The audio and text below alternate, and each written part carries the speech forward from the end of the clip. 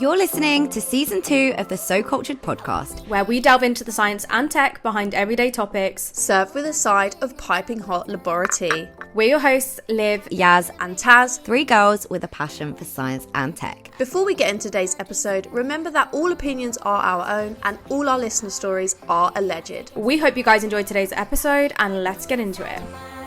Just watch me breaking.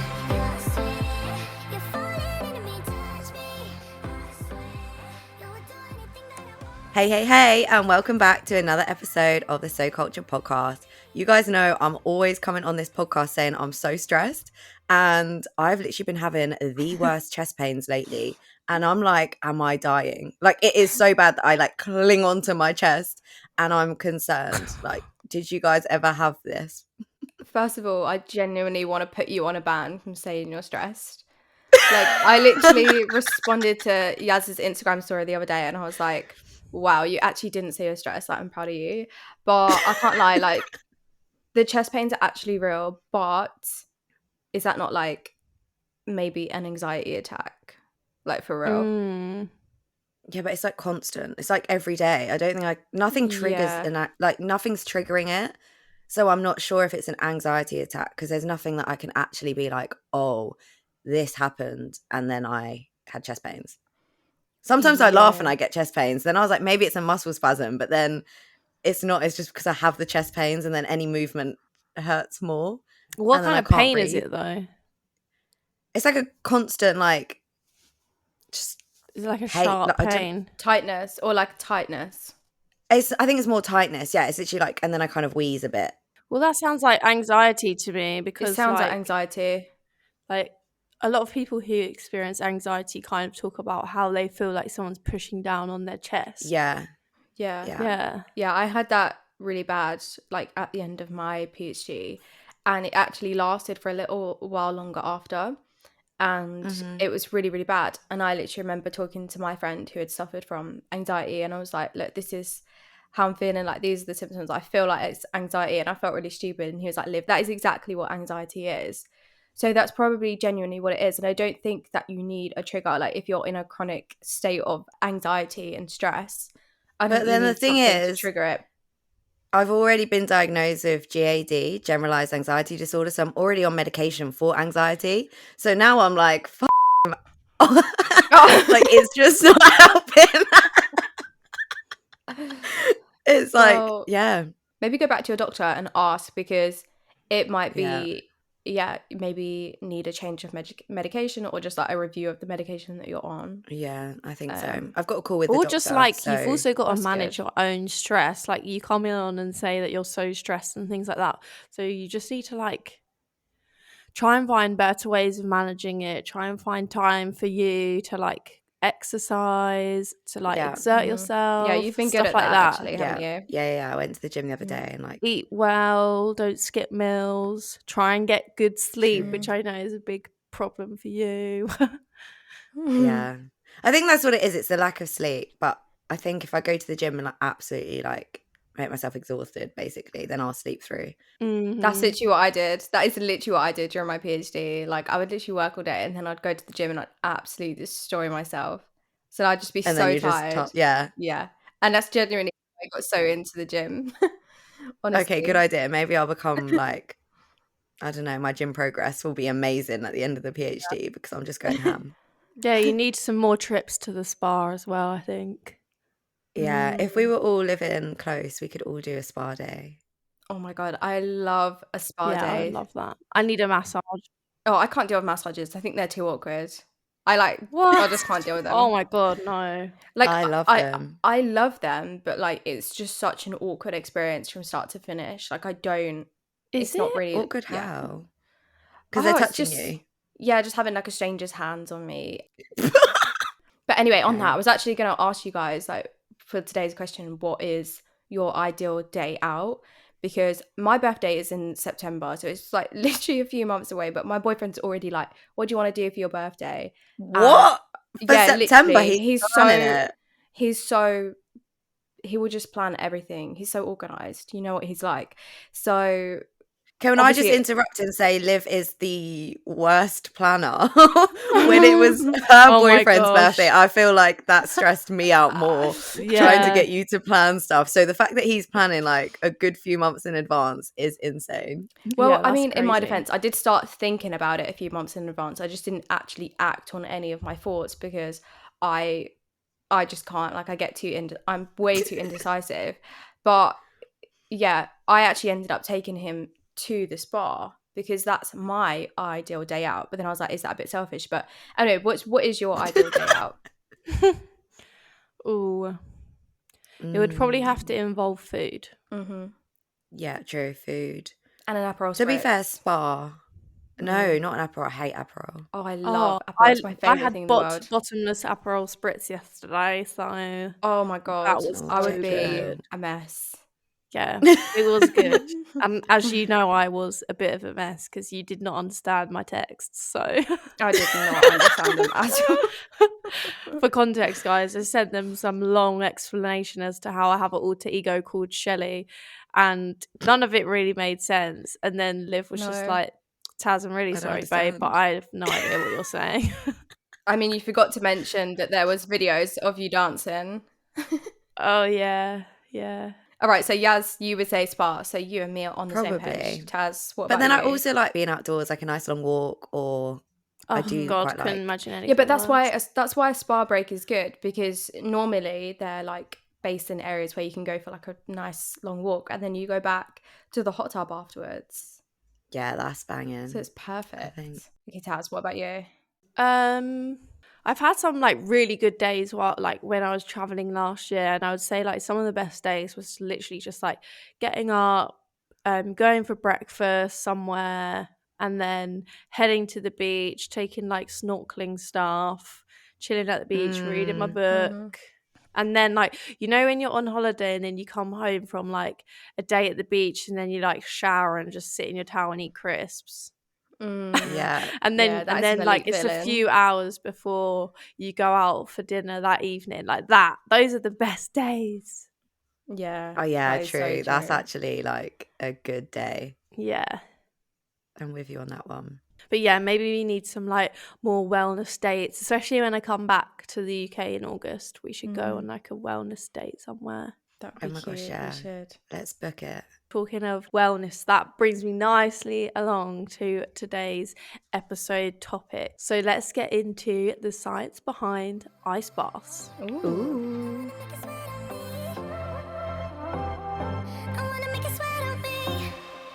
Right, I'm going to give you guys a bit of a background to ice baths, or cold water immersion, which is probably a more appropriate term for their like perceived benefits. And those benefits date back as far as 3,500 BC. So we're back with the dates again. We're back with Not BC again. and AD. I feel like Taz throws these in just to get us confused. Yeah, I do. But basically, 3,500 BC is when the ancient Egyptians were around. And basically, we have this ancient Egyptian scroll called the Edwin Smith Papyrus. I don't know if I'm saying that right, but it's like a scroll that's about 4.68 meters in length, and it depicts like ancient medical text. And in there, it makes numerous references to cold water immersion being used for like therapeutic purposes. Oh, that's mad. Mm-hmm. We also have the ancient Greeks, and they used cold water for therapies, relaxation, and socialization. And Hippocrates himself, who, by the way, is considered one of the most outstanding figures in the history of medicine. I don't know if you guys have heard of Hippocrates or like the Hippocratic Oath. Have you heard of that before? I've heard of Hippocrates. Is that his name? Hippocrates, but not the oath. What is the oath? I don't know why I just said yeah, because I haven't. At least she's honest. I think the Hippocratic Oath is basically like this oath that like medical doctors take before becoming a doctor. I think it's like a really like long-standing tradition, and it basically in this oath it kind of gives outlines on what it means to be a doctor or like someone in medicine. So that obviously like dates back to when Hippocrates was around. So that's quite cool. Which was when? When were the ancient Greeks around? So he was around, I think, the 4th century BC, but he basically documented the use of the cold for like medicinal purposes and like analgesic benefits, so like pain relief and stuff. And I was going to say, I've never heard that word. Analgesic, yeah, it's like pain relief. Okay. I think. So in Hippocrates' work entitled On Airs, Waters and Places, he makes the statement that water can cure everything. And then finally, in the Roman era, the Roman physician Claudius Glen advocated for its use to reduce fever as well. So it's like a well-documented thing throughout history, all the way back to ancient Egyptians. So I thought that was quite cool. I just wanted to include like a little historic section because we're not very good I love at those. our history. Yeah, I like it. I think it's good. Yeah, I love hearing the like background in the history of these things. But and just one thing you said is I love the dates. They're my favorite. You said about like how they used the ancient Greeks used it for relaxation. Like, who the hell finds it relaxing? Because I don't. Have you guys? First of all, we should probably say like, who has actually done like ice baths? Have any of you guys done them? Absolutely not. No, I have. Have you yet? I've only like done it in like in a spa they might have like a cold water plunge pool, like that's the only time, but I've never that's like what I mean, done it, because some people just do it all the time, like every morning or something. I've done them in the spa, and like they're not relaxing, but no, I will say you do feel good when you get out of them, but then I don't know if that's just like placebo, because I feel like I should feel good. So on that, is there actually evidence that these actually provide any health benefits? Like, what actually is the science behind this? Well, yeah, ultimately, I think because it's like claimed in popular media that bringing your body temperature down through like cold plunging or ice water immersion apparently is supposed to have these like major health benefits, like boosting your immune system, enhancing your peripheral circulation, increasing libido, apparently, burning calories, increasing metabolism, and relieving stress. So like you say, is this really true? Because like many of the like proclaimed health benefits are usually based on like really subjective claims and I guess like personal stories and anecdotes, which I feel like doesn't really underpin like scientific evidence. Like so many people say like, oh well, when I took this supplement it helped me do this and and like, as we all know, that's not really like a scientific evidence. So in today's episode I am going to run through some of the evidence behind cold water immersion and the positive effects on our health. Very interested for this, especially if it can alleviate stress. I might have to start going cold water swimming in the ocean. But not sure. I don't know how I feel about it. I am someone that likes to be warm and toasty. But I guess if we're going to go through like the science behind cold immersion, let's actually start at the beginning. When we get cold, what are our typical responses? We usually have like cardiopulmonary responses, which is basically a fancy word for like heart and lung responses, and that includes increased blood pressure and also a cold shock response. So like, you know, when you get into cold water and then you start gasping, that's like the cold water response. That's like caused by your lungs or like your I think I'd also squeal. Yes, that is true actually. Another response that our body has is that we experience vasoconstriction. So our blood vessels get like narrower to try and prevent heat loss. And this exists when our body temperature is usually around 37.1 degrees C. So isn't that like normal body temperature? What actually is our typical like average body temperature? Is it like 37 degrees? Yeah, so our normal like body temperature is 37, but it does fluctuate whether we're exercising or obviously exposed to the cold. Okay, so why would we start experiencing vasoconstriction at normal body temperature then? So that's part of the reason why our extremities are colder, and that's to conserve body heat and energy. Like, I don't know about you, but my hands are always cold. Like, some people do have warm hands, mine are like literally always cold.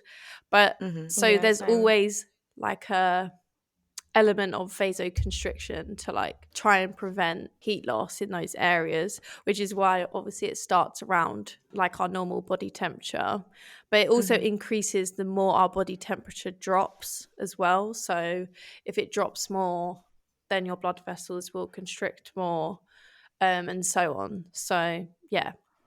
But we also do other things in response to cold. We also shiver to increase our body temperature, and that sets in at a lot lower temperature when our body temperature is around 36.2 degrees C. And that's because shivering can create up to 5 times more heat than the basal metabolic heat production. And that's just essentially like our normal regulator of heat production, which is the heat that your cells make when they are just like respiring normally. Does that make sense? Yeah. And then finally, we have another response that regulates our temperature, and that is the activation of brown fat or brown adipose tissue, to be more technical, to create heat.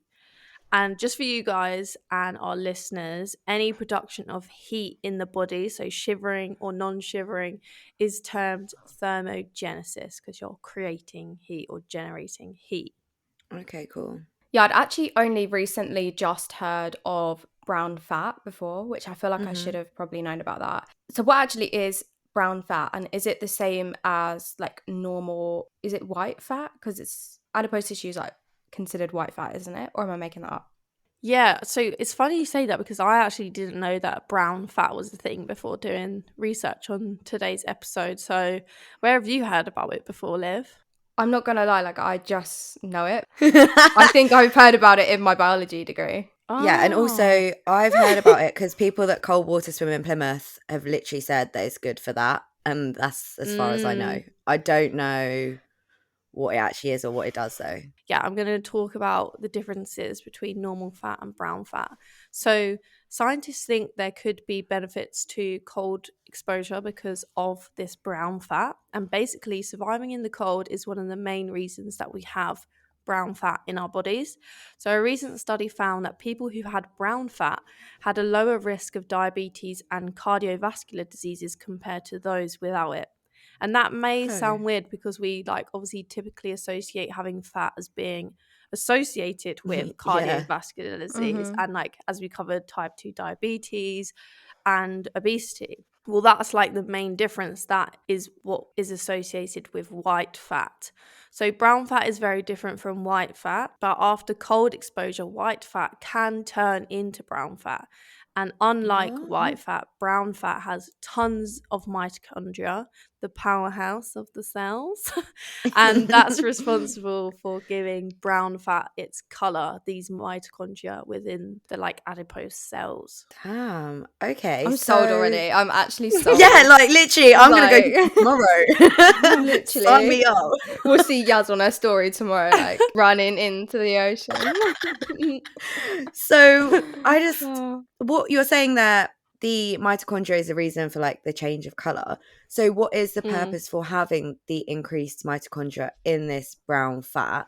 And what has this got to do with ice baths or surviving the cold, like as you've mentioned? Yeah, that's a really good question. So the mitochondria in these brown fat cells generate heat when they break down sugars or fats. So when you chill the body, this process revs up, which means at least temporarily your metabolism goes up. So you get a faster metabolism. So within seconds of being in this like intense cold, the body starts pumping out norepinephrine, which is a hormone involved in our fight or flight response. So that signals to the mitochondria in our brown fat cells and muscles to break down sugars and lipids, which are basically the building blocks of fats. So it essentially means that you're burning more calories. And there was this one study that actually found that the human body's ability to break down sugars doubled after 2 hours of daily cold exposure for 4 weeks. But of course, just because you're burning more calories doesn't necessarily mean that you're going to lose weight, as this study also found that the mice exposed to the cold just ate more, so their weight stayed the same. So like they had increased metabolism, but that also meant that they had increased appetite, which does make sense, to be fair. Yeah, but also 2 hours a day in the cold. I don't think, who's doing that?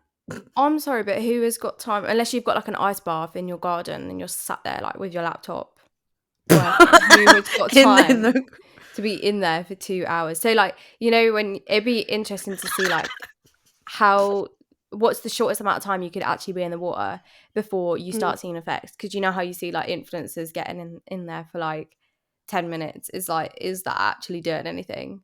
Yeah, good point. Yeah, that's actually like a really good point, because a lot of the thing is, I wanted to note is that there's a lot more evidence pointing, like backing up the use of saunas than there is ice baths right now.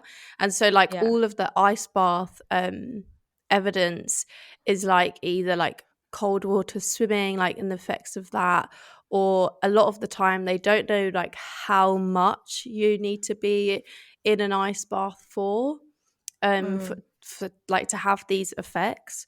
So yeah, that's like one of the big caveats to these studies, is that they haven't like pinpointed like the amount of time that you need to be exposed to the cold and stuff. But saying that, I think a lot of the benefits come around just from the fact that your core body temperature drops, right? So if you're like shivering and like showing these effects of like a lower core body temperature, your body is going to start the process of trying to raise your body temperature. That's the point though, like how long do you have to be in that state for it to do anything long term? Because like I used to work where I used to work, we used to have like these huge walk-in freezers, and I used to go in there and absolutely freeze for like 30 seconds. But I'm sure that doesn't actually do anything, even though I was shivering when I was in there. And like I'm sure that like my body response kicked in, but like long term, I'm sure me walking in a freezer doesn't do anything.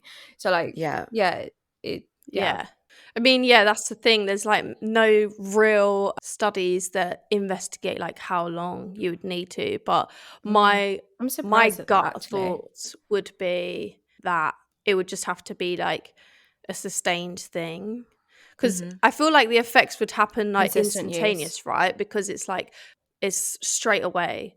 But if you're wanting to see like consistent results, then it's something that you would have to like do. Obviously, this particular study says daily cold exposure for 4 weeks, so that kind of gives an indication that it's going to have to be like a consistent thing.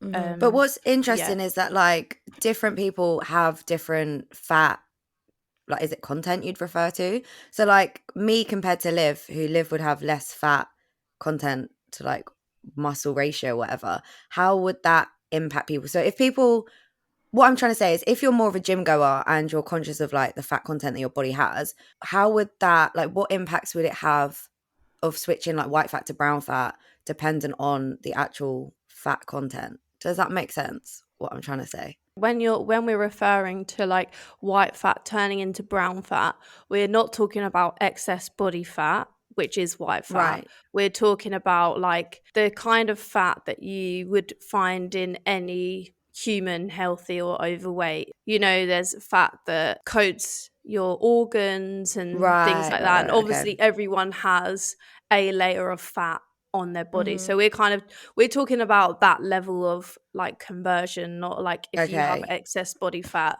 that will turn to brown fat. No. Right. Okay. That was a good question though. Yes. And an interesting answer. Yeah. So you've mentioned that there's evidence to point towards brown fat increasing metabolism in response to like this cold immersion or just cold in general.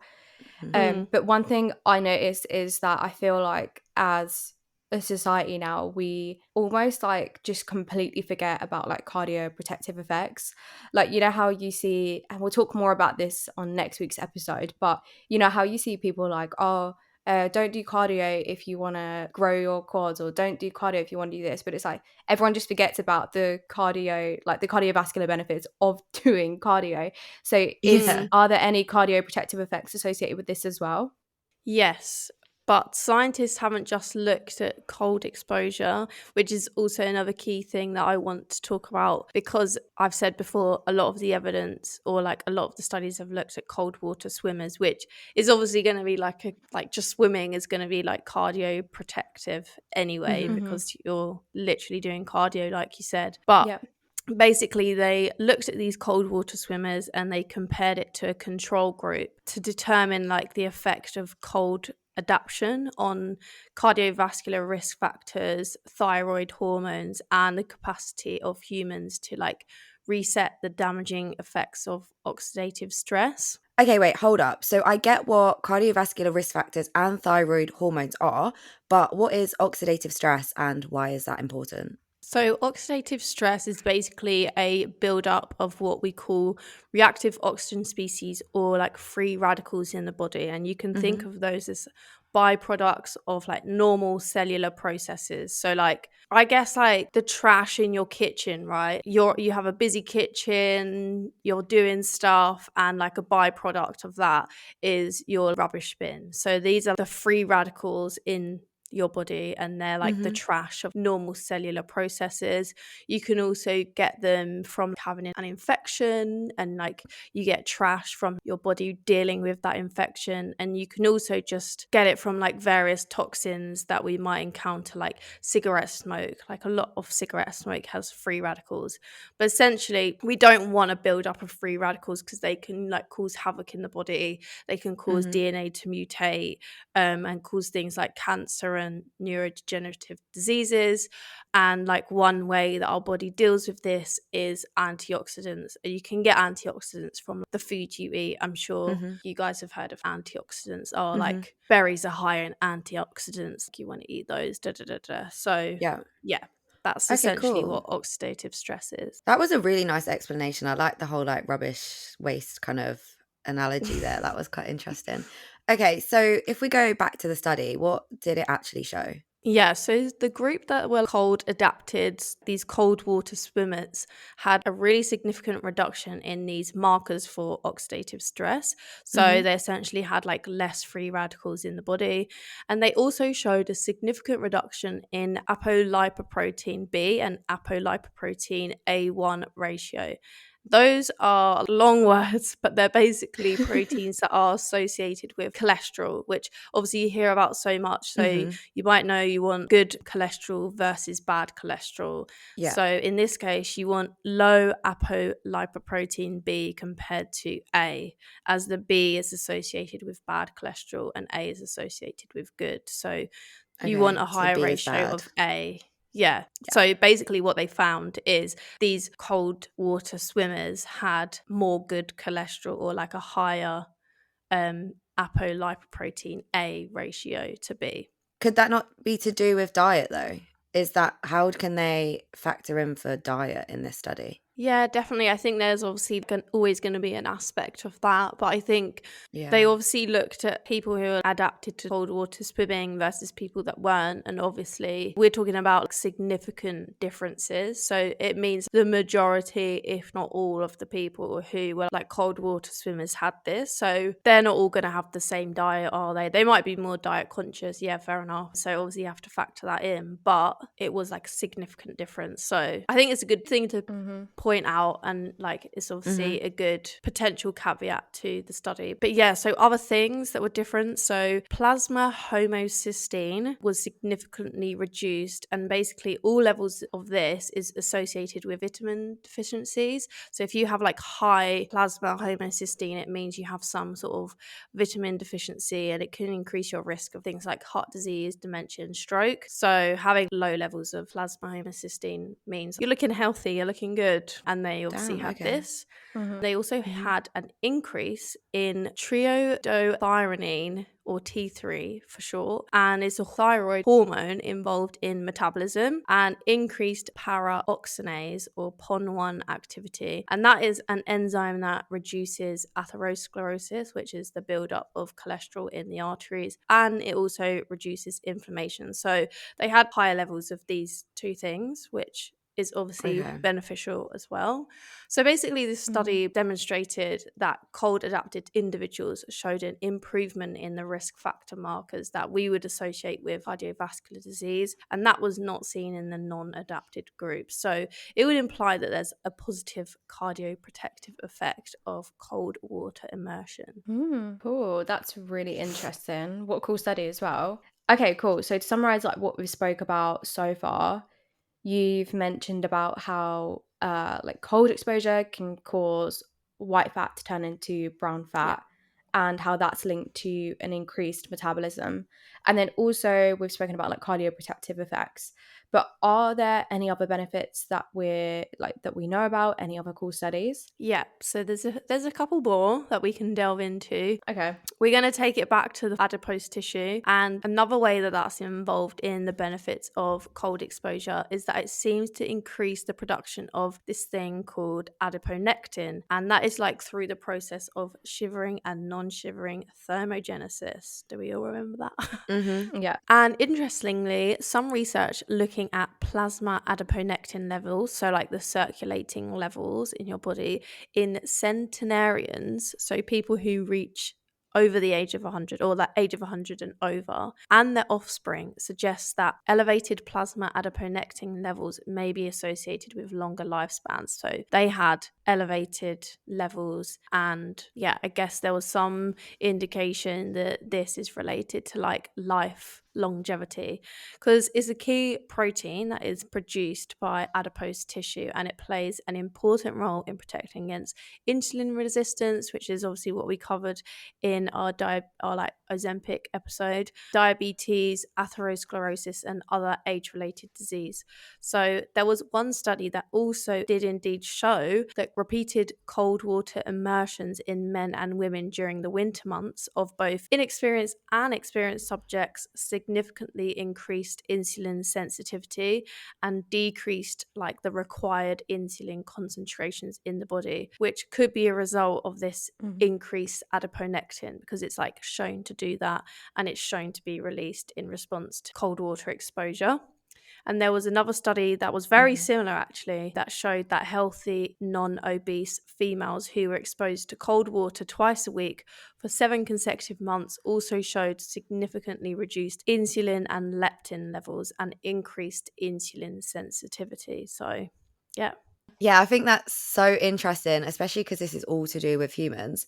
But one thing that I've always wondered is, like, obviously during hibernation with animals, does this give the same kind of effect? Because if it's over the winter months and their body temperature goes low, like how would that correspond to this like fat or like good the question. Yeah, that's such a good question, and it kind of brings me on to like how cold water exposure, or like exposure to the cold even, might affect the nervous system, because there's actually really limited studies on humans regarding this, but there have been some animal studies. And as you say, hibernation is a really good example of being exposed to the cold. So after this cooling, a number of cold shock proteins are activated. So just quickly for listeners, a quick definition of cold shock proteins. They're stress proteins that are activated by cold exposure, and they've been reported in a wide range of organisms from bacteria to amphibians to humans.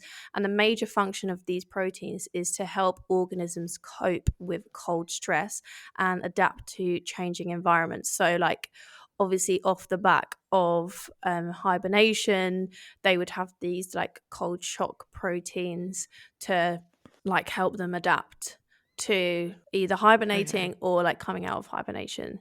So there's this one cold shock protein called ribonucleic acid RNA binding protein, RBM3, and it's involved in the regeneration of synapses. So synapses are found at the end of your nerve cells, and yeah, they play an important function in like delivering messages between nerve cells.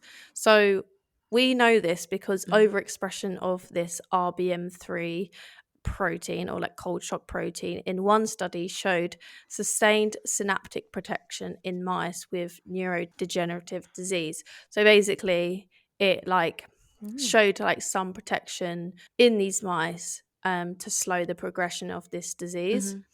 And really interestingly, in another study, they performed a stem cell transplant following like a peripheral nerve injury. And basically in one group, they just let them recover from this stem cell transplant. And then in another group, they also supplemented the rats with like cold water swimming therapy. And it actually found that it was more effective at promoting like a functional recovery. So like following recovery, they had more function in the injured area than they did if they weren't treated with like cold water therapy. So I thought that was so interesting that this like helped the recovery of these rats following like surgery. So that might also be due to enhanced synapse regeneration, because obviously it's promoting these signals through nerves, and obviously makes like their recovery and the function come back better than it did before.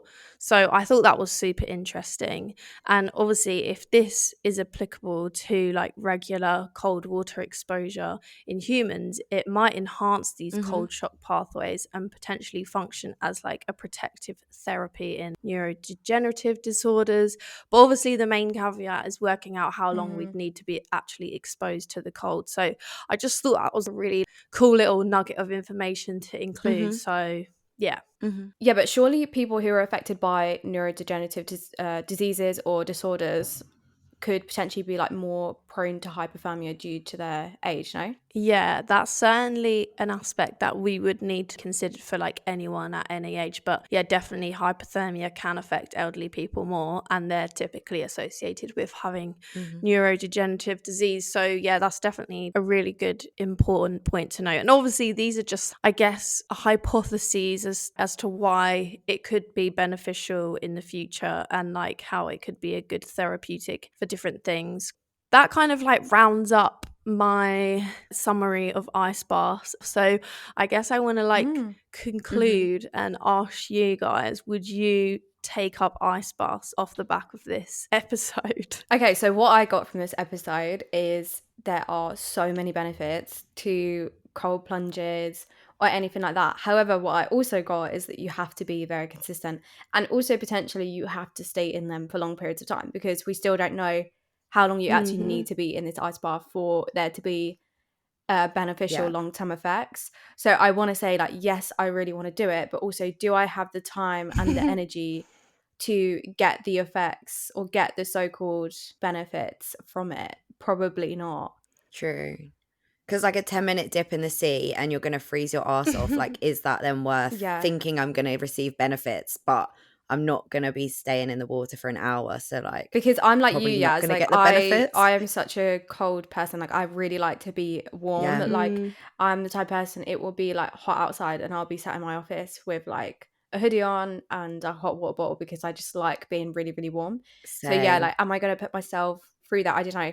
I would say that if and when there's more studies that come out, that are able to show me that if I get in it for 15 minutes every other few days, I might consider it. But also ice baths are expensive, like, because if you want to be consistent, you either have to have a membership at a spa where you have access to it, or you have to be rich enough to be able to afford an ice bath in your I see those influencers that have those the like Lumi blow ones. up ones. Yeah, the Lumi ones. Is that what they are? Yeah. Yeah. But also the problem is like getting out of it and having to then warm yourself up, because like for me, you know, if it's a really cold day, like the only way I can actually warm myself up is getting home and getting in a really hot bath. Like sometimes just putting on layers will not warm me up. So like people that say go in for a cold dip in the sea, it takes them so long to warm up. Like you can't just give me a hot water bottle and a cup of tea. Like I will not warm up after that. So like what is the actual benefit? I'm then going to be shivering and probably not able to function the rest of the day because I'm so cold and just uncomfortable. So I actually don't know if it's for me. What about you, Taz? I feel like the preliminary stuff is really interesting, and like there is a lot more evidence on the whole like brown fat versus white fat situation and how that increases your metabolism and stuff. So I think if you're like doing that alongside working out, and like you have the luxury of having a gym that has maybe like a cold plunge pool or something like that, I think there's no harm in just dipping in at the end of your workout or something. But yeah, I don't know, there's like not enough solid evidence. I feel like there's a lot of things sort of tipping towards it being beneficial, and yeah, like you say, it having like a good effect. But yeah, I think it would be really interesting to see like future studies that have a lot more controls and are in a lot more depth. But that kind of brings me on to one topic that I would like to cover in a future episode, and that is the benefits of saunas, because there's actually a lot more evidence for the benefits of saunas than there are for ice baths. But I think that's due to the sheer population of people globally who use saunas, like the Finnish. It's so common for them to have saunas. So we're actually able to do a larger study and more in-depth study over a longer period of time. So if you guys and the listeners would like that, then I would love to cover that in a future episode. Definitely. Yeah, definitely. That would be because I so like being hot. Like I love saunas.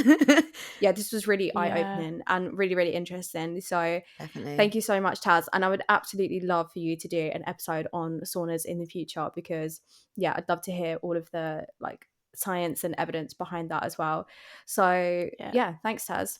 That was really great. And as we always say, so all of the science that Taz has spoke about today will be in the episode description. But for now, I think it's time we move on to our laboratory. And we are back this week with another What Would You Do If? So let's go. Yay. I'll slip into your dreams tonight. So give me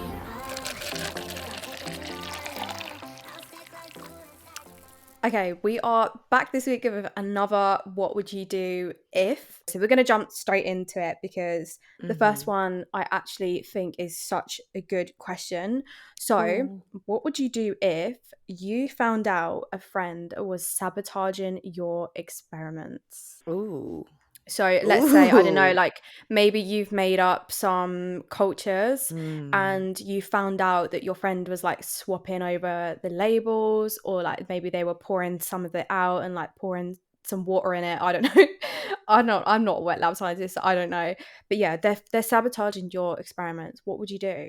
Well, Yaz is about to probably say that she's going to go in and start swinging, because that is what she does. That's her classic response. I would not if it's a friend, but then also, but is it a friend though if they're purposely if they're purposely sabotaging? I think that's the key thing. The key thing is that they've not done it accidentally, they are purposely sabotaging your experiment. So I feel like I honestly would just confront them and be like, I saw you do this. Or if I saw them do it, I would whack my phone out and be like, what are you doing? They're my cell culture plates that you're fiddling with. And then if they just straight up denied it, then I would be like, right, I'm taking it to my supervisor, soz. What, like when you say you'd whack your phone out, as in like you'd film them doing it? Yeah. Damn, because they could just like deny it, right? Exactly. So at least you've got the evidence to be like. Depends what they're doing, I guess, because some things would be like you couldn't deny it. Like, you were just caught red-handed and you've got no choice but to just be like, fine, I was sabotaging you. But gosh, imagine that would be imagine so if you had like good. months of failed experiments and like you were working so hard trying to figure out why they're not working. Like, yes, you literally had it not that long ago. Do you remember? And you was like, I don't know what's happened.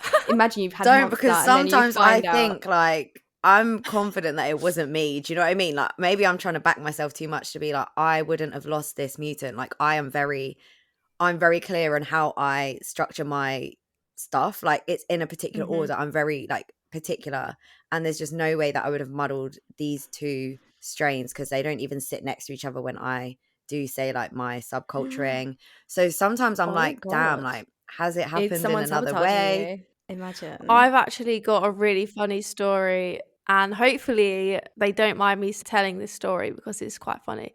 But and it's also really bad, but health and safety things. But basically, I was doing like cell culture assays, and I was wondering why I kept coming back to look at my cells when I needed to have a look at them to measure the assay, and they would all be dead. And I'd be like, why are my cells just straight up dying? And what I could see is in the plate, the cells that were like right in the middle of the plate were like still kind of alive, but the cells around the edge were all dead. And I was like, that is so weird. Why would some stay alive and some be dead? I was like, maybe it's a problem with the incubator. So I then just put them in another incubator, and they grew, but still not like 100% well, but they did grow. And I was like, that must be an issue with the incubator. So then I looked in the incubator, right?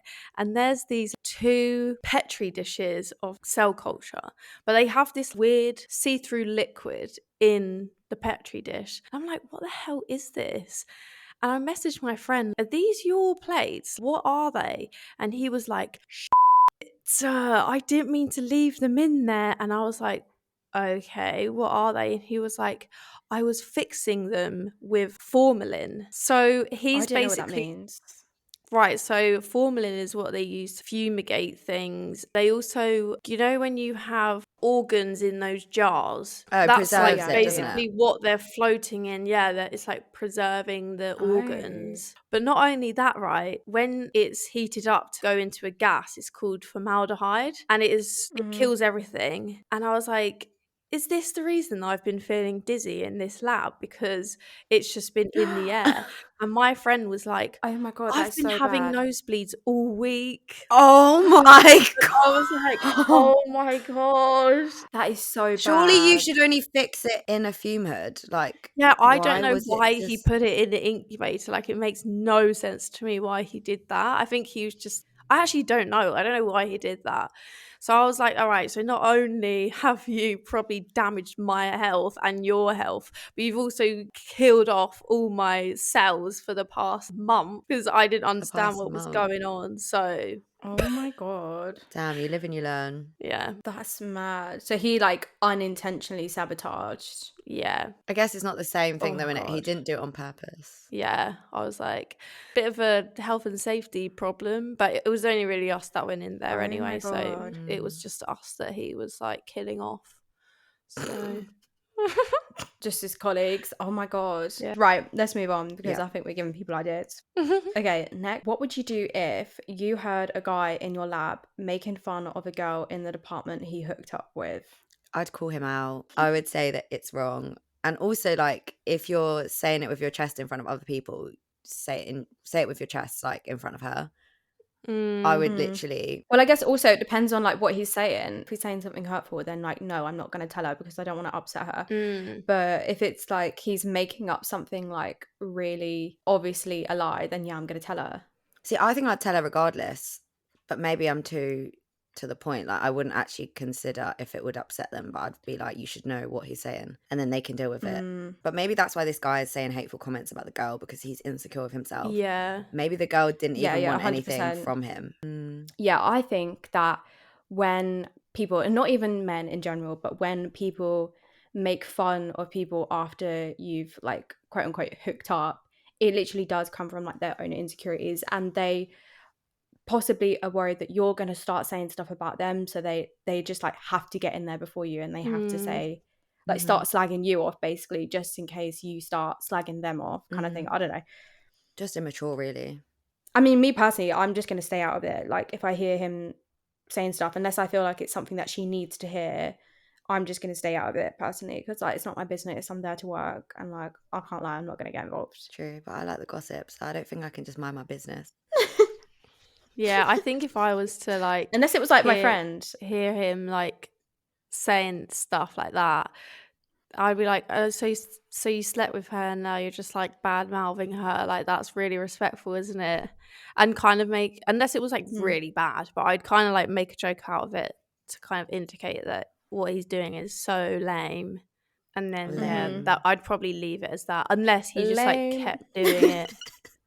Yeah, or if it was like your friend, because like if I hear someone chatting about you two, I'm gonna be like, excuse me, like, yeah, you know what I mean? I'm gonna jump in. But if it's then like some I'll random be girl, swinging. then I'm probably swinging. Taz will be swinging, not like that, I hope.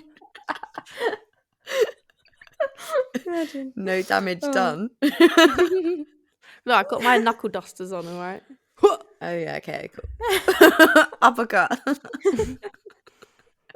Okay, what's next?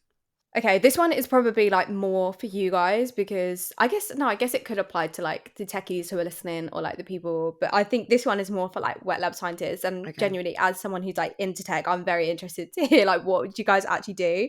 What would you do if you broke the most expensive item in your lab?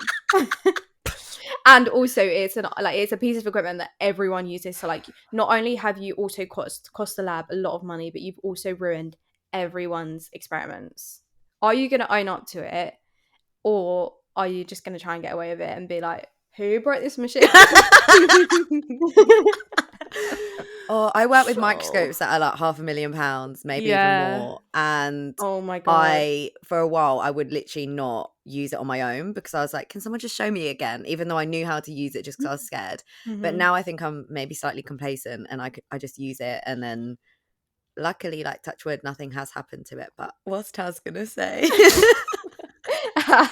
Right, so this is really hard. I hope no one from work is watching or listening.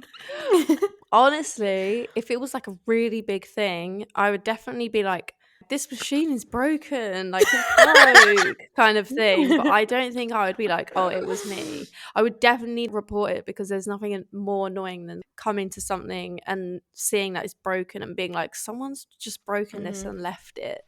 I think I would definitely be like, oh, it's broken, I don't know, and just feign just not knowing anything about it and being like, don't know, maybe it was me, like I don't know, was it me? Oh no, kind of thing.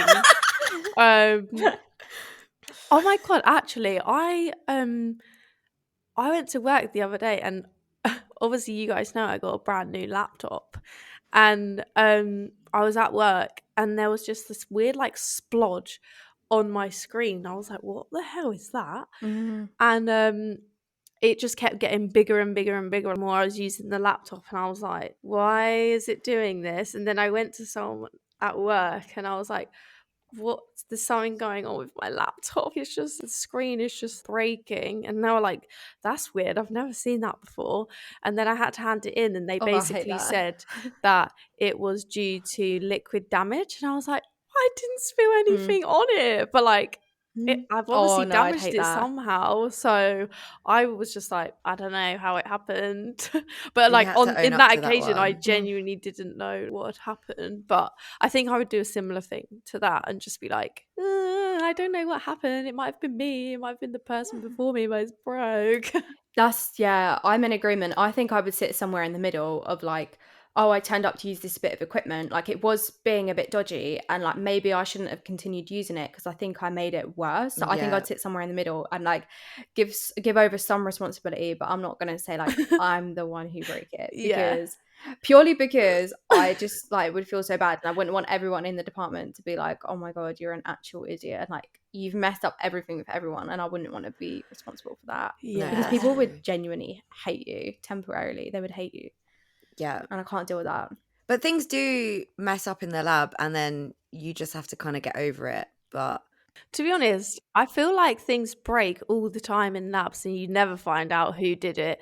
And like, because I was literally about to say yeah, that, yeah. I also was going to say, like, someone left a -80 freezer open, like, in one of our labs. No. And the whole thing just defrosted. That happens all the time, doesn't it?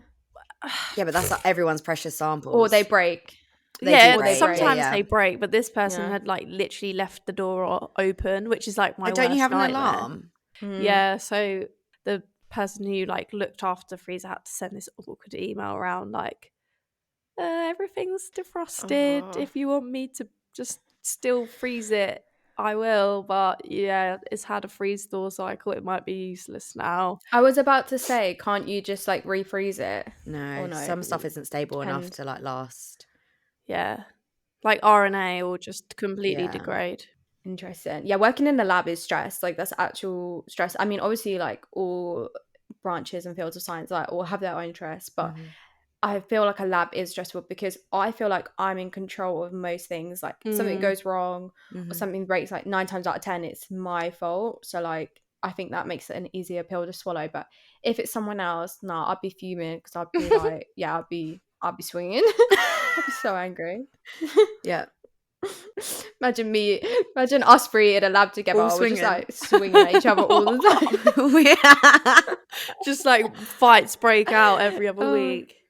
Yeah, just a disclaimer, we actually wouldn't. Any labs that we're in, don't worry. You haven't got to worry about us. We wouldn't. If anything goes wrong, we will just cry. Us three just bicker. Like, we actually do argue quite a lot, can't lie. Yeah. Imagine in person, though, in the lab, we were all trying to do stuff. We could never be in a lab group together. Not that we studied the same thing, but like, I just don't see it working. I'd be like, babe, you've used a microscope this whole day. Let me have an hour on it. Like, I'm not being funny now. Like, you're taking the piss. I'm like, well, I booked it, hun, so get a grip. You guys, you're getting an insight of our group chats right now. Okay, is that the end of the what would you do ifs for this episode? It is indeed. Okay, well, everyone will have to let us know if they like this section or if they would prefer to us to stick to like reading out a listener story every episode, or if you like us switching it up. So definitely send us a message on Instagram and let us know. All right, I think that's a wrap on this week's episode. Thank you guys so much for listening. And don't forget, if you want to learn a bit more about the science that we discussed, there will be the links in our description. And if you want to participate in either the What Would You Do Ifs, you can do that through our Instagram, which is @soculturedpodcast, or you can send in your laboratory, which is anonymous on the form, which you can find in the link in our Instagram bio. Or alternatively, you can send us an email at soculturedpodcast@gmail.com. Yep, and here is everyone's daily reminder to make sure that you are following us on your favourite streaming platform, whether that's Apple or Spotify, because it really helps us out. And if you're feeling extra nice, please drop us a review. And with that being said, we will see you guys in next week's episode. Bye. See you. Bye, everyone. You've been listening to the So Cultured podcast. Thanks so much for tuning in. Make sure you listen in next week for more science and tech updates and the hottest laboratory. You can stay up to date with us in between episodes by following us on Instagram and X @soculturedpodcast. See you back here, same time next week.